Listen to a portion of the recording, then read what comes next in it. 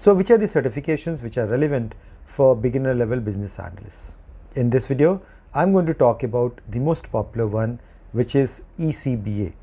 ECBA, or Entry Certification in Business Analysis, is awarded by International Institute of Business Analysis, that is IIBA Canada.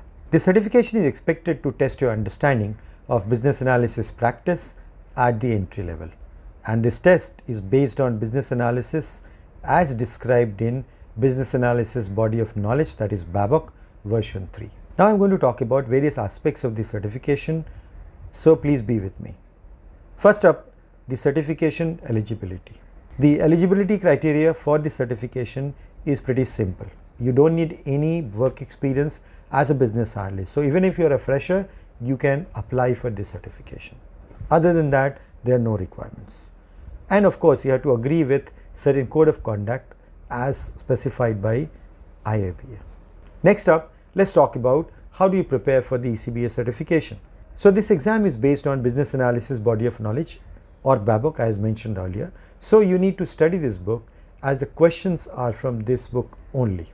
The good news is that you don't need to study the entire book for the ECBA exam. Only 4 out of the 6 knowledge area chapters are required to be covered. Techcanvass offers a comprehensive ECBA certification prep course, which you can see and know more about it by clicking on the URL as shown on your screen. I will also put this in the description. Next thing is how long this certification is valid once you clear it. The good news again is that it is valid for life and you do not need to renew it at all. So unlike other certifications which have to be renewed after every 2 years or 3 years, this is valid for life.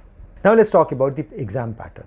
So this exam consists of 50 multiple choice questions and you are given 1 hour to solve it. There is no negative marking, so you should always attempt all the questions even if you get it wrong.